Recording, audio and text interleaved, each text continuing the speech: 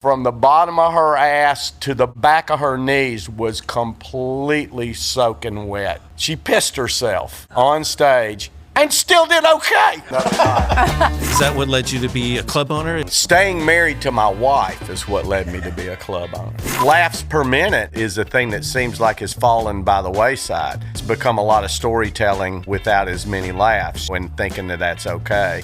The advice I give is this: don't lose sight of the fact of why you're doing this. The number one reason you're doing this is for the audience, not for you. Coming to you from McCurdy's Comedy Theater in Sarasota, Florida, it's the Open Bar Comedy Show. Today's guest, Les McCurdy, classically trained actor, owner of the building we're standing in right now. Watch his comedy special, False Sense of Self-Worth. Here's your host, Ron Feingold. Hey everybody, it's Ron Feingold. This is the Open Bar Comedy Show. If you're not familiar with our streaming format, we are about open expression. We're about freedom of expression, and we don't give comics a list of things that they can and cannot say in their comedy specials that they do with us in our content. So today, we have one of the most amazing people in my life because he makes open bar comedy special as well as possible, and his name is Les McCurdy, the owner of McCurdy's Comedy Club. I started working for Les maybe 20 years ago or so. Yep. And you've been in Sarasota for how long? Since '88. So, I've had the club in Sarasota since '88. So that's been 36 years. I first came to Sarasota in '82. So that's where I discovered this town. Yes. And started doing comedy before that in what year? 80 in Denver at the Comedy Works. Really? That's where I started. You started in Denver at the Comedy Works. Right. So that's where Roseanne started. That's where She was an open micer with me. No kidding. Yes. Do you have a story about Roseanne? Yes, I have two. Give me one. Well, one was that when back then there weren't many comedy clubs in the country. Open mic night was packed every night, completely sold out. First time we showed up, we were a comedy team, Ken Sons and I. Yes. Roseanne sat in the corner. That we were in it wasn't a dressing room, it was a storage room. Roseanne was very quiet, just very quiet. She looked like a housewife. Sure. You know what I mean? Which is what she was. Sure. And she was very quiet, and she would sip on, I think, gin and tonic or vodka and tonic. She'd just sit there, and she was like, when you first saw her, you thought, oh, this poor woman. And she looked nervous, and then she got on stage and was just awesome. Yeah. every time. She was always one of the best. But so after, I don't know, maybe her fifth or sixth time open mic night, so Roseanne was there every time. And because she was one of the better ones, they would let her go on almost every week. But she was raw and developing still. Yeah, but even back then, for everybody that got a slot on Monday night, one or two got turned away. So if 15 got up, there were 30 or 40 there trying to get up. But Roseanne was good enough. She went up in the middle of the group, and Roseanne, you know, she's very slow and deliberate. Well, you know. And this particular night, she was just firing through her material. I mean, we'd never seen her, you know, really have this pace. And we thought, maybe she's just working on something, right? So after the show's all, everything's over with, we're all sitting at the bar, just having a beer. And somebody asked Roseanne, goes, man, what was the deal tonight? It's like you were almost stepping on your punchlines. You were really going fast. She goes, well, I'm standing there and I got to pee. And when I'm standing there, she's like literally standing on the side of the stage waiting to be announced. And she had to pee. And of course, she goes, and I couldn't hold it. She goes, so as she was walking onto the stage, she's pissing herself. She goes, I just didn't look down. I just didn't look down. I just walked out, got in front of the mic, did my set, and left. And we were looking at her, and there's nothing wet. I mean, and we watched her do her set, and we were going, no one could tell. And she goes, wow. And then she turns around real slow. And I mean, from the bottom of her ass to the bottom of her back of her knees was completely soaking wet. So if she turned around, it would have been over. So yes, but the thing of, she was like, I wasn't going to miss my set. She pissed herself on stage and still did okay. You know, and maybe learned a little bit more about her comedy. Like, maybe I should speed this shit up a little bit. I don't know, or whatever. I'm sure she had a better set if it was going faster. I don't know. This was the other club in Denver back in the time. You remember George McKelvey had a club on Hampton. Well, and when I was in the Comedy Works, it was McKelvey's club. That's right. It was Ed Nichols and George McKelvey. That was the one downtown? In Larimer Square. Oh, wow. I didn't know he owned that one. It was the two of them. Oh, wow. Yeah. So he owned the one, this was later. I came along a lot later. I came along in 1990. So he owned a club on Hampton Avenue. It was called George McKelvey's Comedy Club. Right. I remember which later became the Comedy Club. Right. But we had two shows on a Saturday, and we're cleaning up the bathroom. Well, we're not, but the ladies are going in the bathroom. They go in the men's room, and there is some shit-stained underwear left in the bathroom, and we're like, we did our jobs. We totally did our jobs. They're shitting themselves tonight. Okay, so you had Denver. That works in Denver, by the way. In Sarasota, it's just another night in Sarasota. Yeah. Oh, everybody shits themselves here for no record. So you were in Denver, and then you have a connection to Chattanooga, Tennessee, right? Yeah. And how did you end up there? Well, I grew up in Chattanooga. Right. Okay. So basically, the fast is, went to University of Memphis, which is Memphis State University, to college. I was on the decade program because I didn't know what I wanted to do. I ended up fluking into the theater department. I got a degree. And once I finished the degree, I literally bought a pickup truck with a camper top on the back of it that I could live out of. And I headed to LA, to be a famous character actor. That's what I planned on doing. And so on the way out there, my best friend that I grew up with, Ken Sons, who also went to Memphis State, he had an education degree and was out, had just gotten a job in the Denver area, and with he worked with special ed and this, that, and the other. But Ken had done 3 documentary films on what he does, and he had an 8mm camera that he farted around with. And I thought, I've never worked in front of a camera before. I've only done theater. So I'm going to stop there, hang out with you for a few months, and let's play around with the camera, just so I get an idea of what it is like to act on camera. And that's what opened us up. That's what brought me to Denver. And then we found out there was a comedy club there, which the only other comedy club I'd ever been in was in between after a summer stock theater gig. One of the actors from New York, I went up to New York with them. I'd never been to New York, and we stumbled on to Catch a Rising Star. And I saw stand-up for the first time, other than the Tonight Show. Yeah. And they were horrible. It was open mic night, and most everybody was horrible. Yeah. And that was my first thought of, fuck, this is stand-up? This is New York? Stand up, I could do this, Well, and I didn't even think about it. But then when we got out to Denver and saw that there was a stand-up comedy club there, I told Ken, I said, we could probably try this. So we signed up for an open mic, went down and watched it a few times, signed up for an open mic night, and from there, they liked Ken and I because we were a team. And we did sketch comedy. Okay. And so it was different. And, McKelvey was an improv guy. Ace Trucking Company, I think, was the name of the group he was with, that was actually on The Tonight Show at one time. And so he liked that we did sketch comedy. So we could get up every week doing that. And then at a point, we asked McKelvey about, being pros, getting up on a regular night. And he said, I like what you're doing, but it's not fast enough for stand-up comedy. The laughs come way too slow, which we didn't think was true, but we didn't know. And he said, what you're doing is not appropriate for a stand-up. It's just not punchy enough. And we thought, this old fucker don't know what he's talking about. And so we packed up everything, left Denver, and headed back to east instead of going west. And the reason we did that was a comic named Adam Leslie, who is now not with us anymore, New York comic. And Adam gave us the best advice. He said, look, guys, you're just getting started.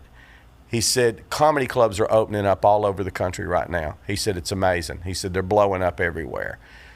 He said, don't go to L.A., because that's where we were headed. He said, don't go to L.A. right now. He said, they'll just eat you guys up. I mean, you know, you're just not ready. He said, go back where you're from. Go back to Southeast.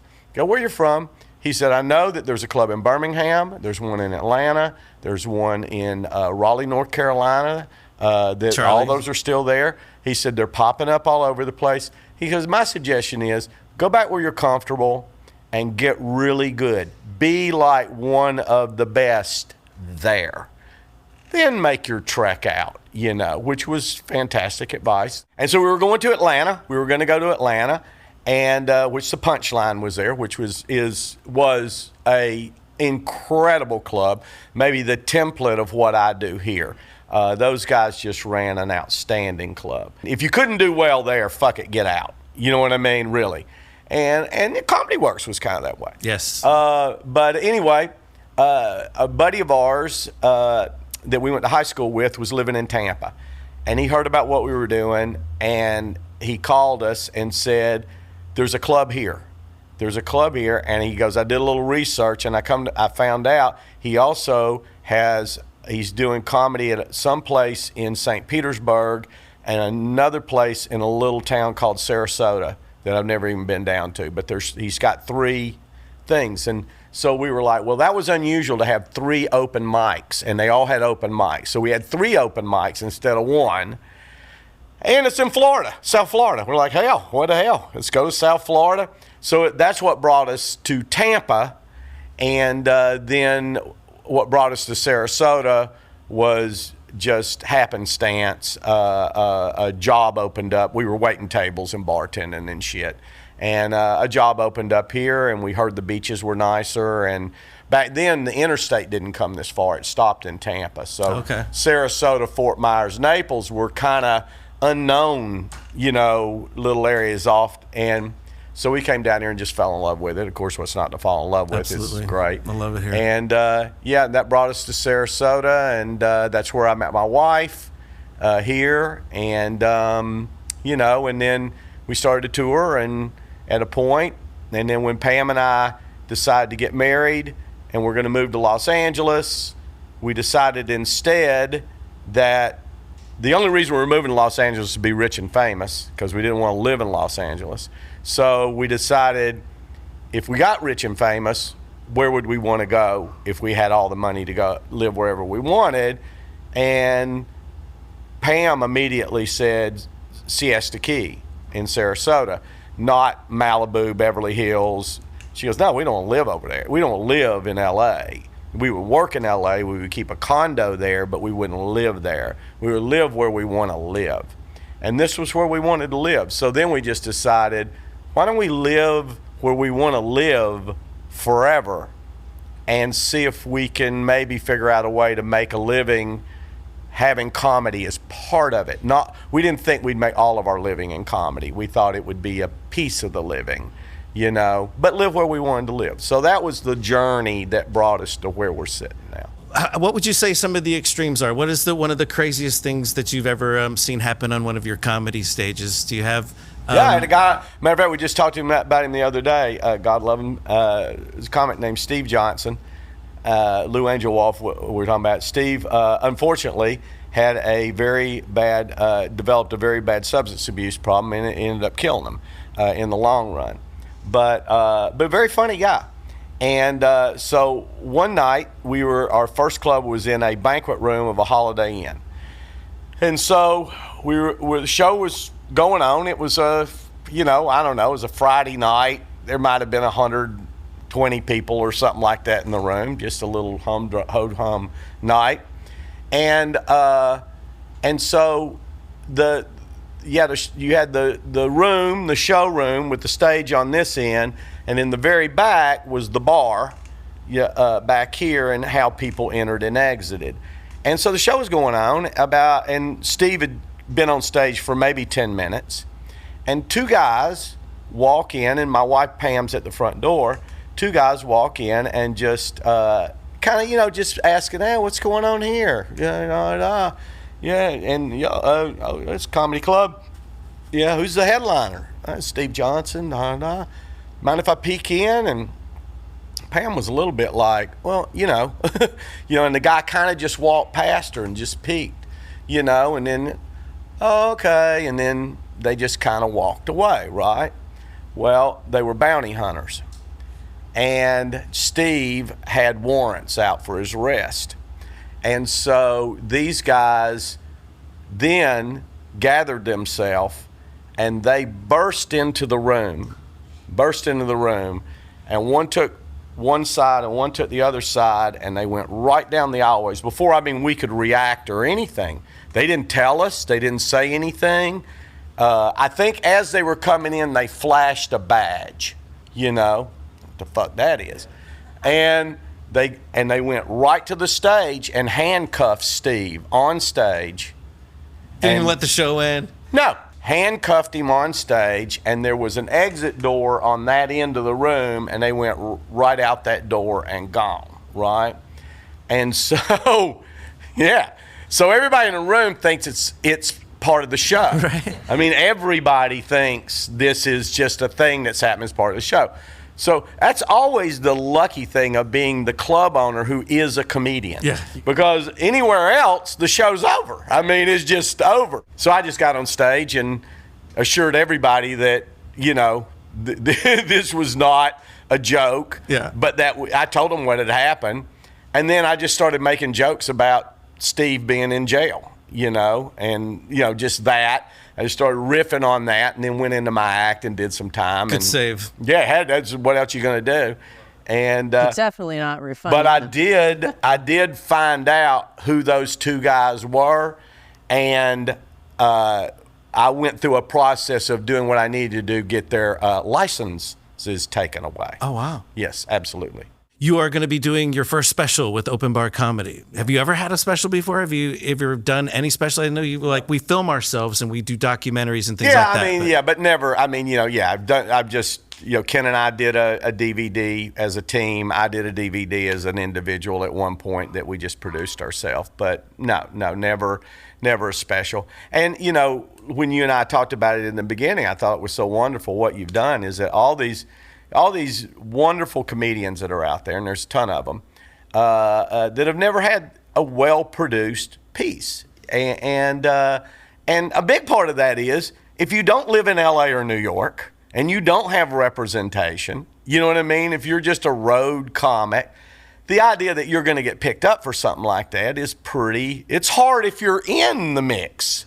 And then when you're outside of it, I remember the first time I got a set at Catch a Rising Star in New York, and I just happened to work with a guy named J.J. Wall, who was a really good headliner, who was also one of the house MCs there. And so, and we got to be kind of friends because I'd worked with him a few times. And he was like, hey, next time you're in the city, I'll put you up, And you know how it was getting on at Catch or any of those places was it's impossible. Super hard. And I called him. I said, I'm in town. I'd like to do a set. And that was the closest thing to something like this because he said, he goes, well, when do you want to go up? I go, I get to pick when I want to go up. Yeah. I said, I don't know, Thursday. Thursday would be good. Thursday with what I got going on. He goes, I tell you what. He goes, that's cool. He goes, look. He goes, I've got Letterman auditions that night. I got 5 acts that are auditioning for Letterman. All Letterman's people will be here. I'm going to put you right in the middle of them as a break. And I, in my naivete, said, I am so on fucking Letterman. I was just like, I just thought, man, I'm a killer middle. I am so on Letterman. I got a tight 5. Smoking. Well, I was a feature act then. Sure. I was a solid feature. And got in there, and the MC was talking to the audience in the beginning and doing some crowd work. Where are you from? Where are you from? Tennessee, Alabama, Georgia. Half the crowd were tourists from the Southeast. Perfect. And I was like, well, this is it, And I went on and just killed, as good a set as I could have. and I think as good as any of the Letterman auditioners had. And I just thought in my naive, that would matter, and you would get stuff from that. Well, is that what led you to be a club owner? Is that something that, you wanted to live? Staying married to my wife is what led me to be a club owner. What is the best thing about being a club owner and the worst? Well, the best thing about being in this situation is that, and it goes back to my wife, I've been able to stay in I've been able to keep the job that I fell in love with without touring. And because the touring part of it, for me, after the first 2 or 3 years, the first 2 or 3 years is fun. You're young, whatever. You're going places you've never been before. But then when you start repeating those places, and you're going back to Dayton, Ohio, and, in Augusta, Georgia, and wherever the hell, it's a little hamster on a wheel, The road begets the road. And being away from, I'd already seen it. Marriages don't survive when you're away from home more than you're home. Even when you're away from home as much as you're talking about being away 25 weeks a year. And that's, the money that you're making in the beginning, as you know, you really need that 40 weeks out there, So for a marriage to survive that is rare, very rare, especially when you're not making a lot of money. One thing, if you're sending $20,000 home a week, then she might hate your guts and go, fuck, I'll stick with this for a while. But otherwise, she sees it as a hobby. Yes. This is your little dream that's not panning out too much money. Exactly. You're out on the right. road, gone all the time. Why are we together? Exactly right. So it was either, I realized that to keep a marriage, to keep the marriage intact, I either had to live in New York or LA, get a day job there, only do comedy there, develop there, and not really tour. I had to take touring out of the thing. But being a comedy club owner, it did the same thing, but I had a lot more control over it. And then the other beautiful thing of being a comedy club owner, when you're a headliner, you don't get to work with other headliners often. I got to work with all the greatest headliners that you could possibly, get just about, and get to know them, and get to learn from all those different great acts that we brought through. It was just the best. And who's the most famous person that you got to work with that you were so stoked about? Well, definitely Tommy Chong for me. Growing up with Cheech and Chong, and in their heyday, and literally we could recite every album, and to one day book him and call my best friend Ken and go, Ken, I'm picking up Tommy Chong at the airport. He's got a red eye. We're picking him up at 5:30 in the morning, and then we're doing 3 radio stations in Tampa. I go, you're crazy if you're not in that car with me. He was, and we everywhere we went with Tommy that day, somebody gave him a joint or a bag. Yes, he's always getting weed where we went, everywhere we went. And Ken asked him, he goes, how often does that happen? He goes, every day, and he keeps it, right? Smokes it all. And so we had this day with him he was super nice right off the bat, very easy to hang out with, made us very comfortable, and just a great guy. And we got through with the last radio show, and started driving back. And I had an Acura. It was the nicest car I'd ever had. Pam and I had bought about a 4-year-old Acura, and we're about to hit the Skyway Bridge. We're about a few miles from it. Tommy takes out a joint and lights it up, passes it up to us. We're all sitting there, puts a joint out or throws it out the window, and then he goes, guys, I got to crash. And he just, within almost like a minute, he was asleep in the back of the car. And we're going up the Skyway Bridge, and I said, Ken, all I got to say about where I'm at in my life right now, Tommy Chong is passed out in the back of my Acura. I said, what the fuck? I was like, could it get any better than this? And it did get a lot better than that. I bet. Well, you have some other famous people in your phone, like rock stars, Smothers Brothers.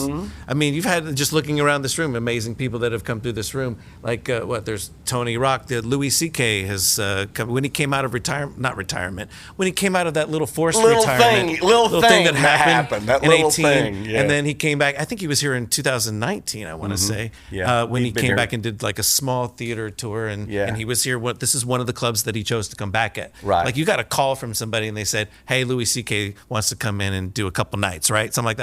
The ones that I got a call from the act, the two, one was Pauly Shore.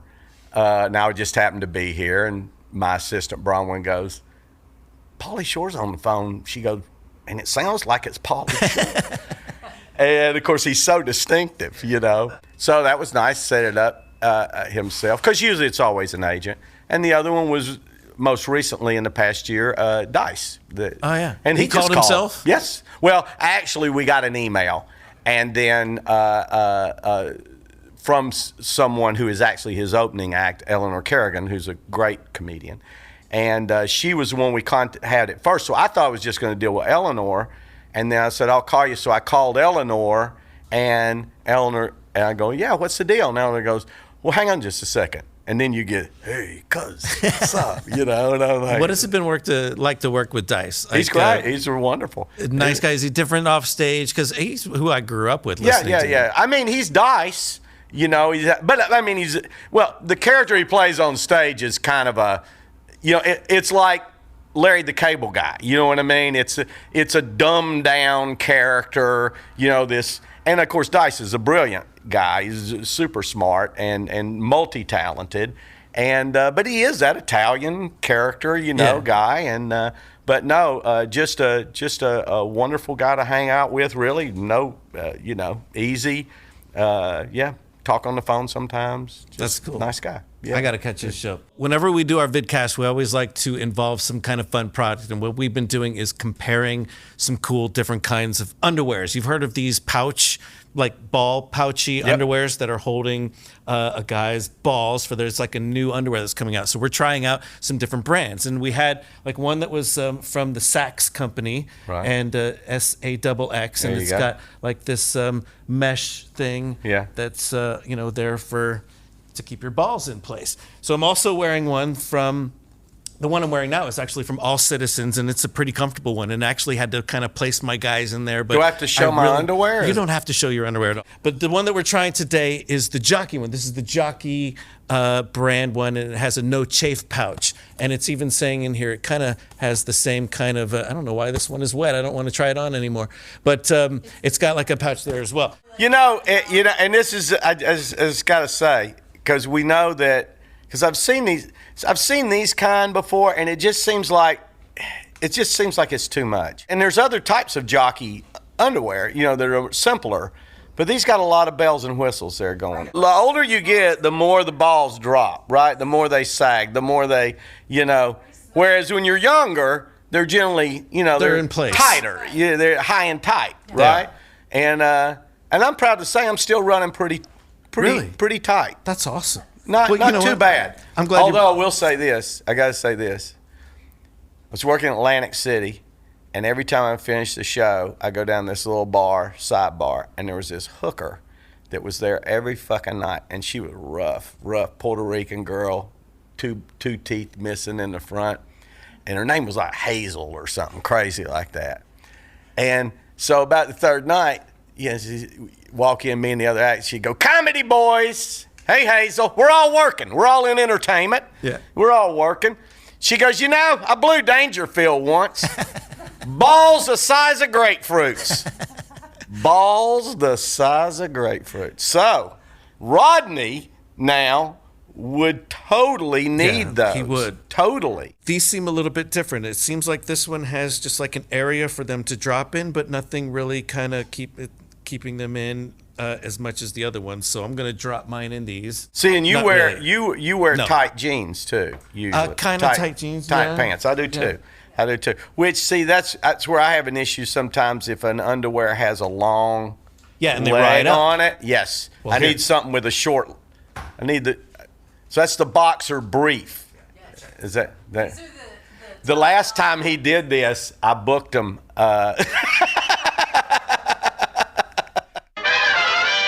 So let me report on these jockeys because I didn't want to come out in my underwear with these because they're not flattering at all. It's not flattering for me. I'm not coming out in my underwear with these things. I feel very supported, Right. and they fell right in it. But the all citizens are much better because these are riding up. I can already tell that they're riding up. You can totally tell, like right here is the thing. I'm just saying my balls fit nice in this little thing here if you place them in and they stay really nice. And then these kept them from riding up on me. So all citizens all the way. Give me a great comedy story. Do you have a wonderful what is one comedy story that is like not only motivational but inspirational, cool comedy story? Well, there's a bunch of them. I'm trying to think of something. When you say that, I'm trying to think of something that is highly motivational. Like, what advice would you give to a new comic these days? Laughs per minute, is the thing that seems like has fallen by the wayside. It's become a lot of storytelling without as many laughs, and thinking that that's okay. Yeah. But the advice I give is this: is that don't lose sight of the fact of why you're doing this. The number one reason you're doing this is for the audience, not for you. Number two is you. Okay, but it's number one's them, and we all see a lot of performers that lose sight of that.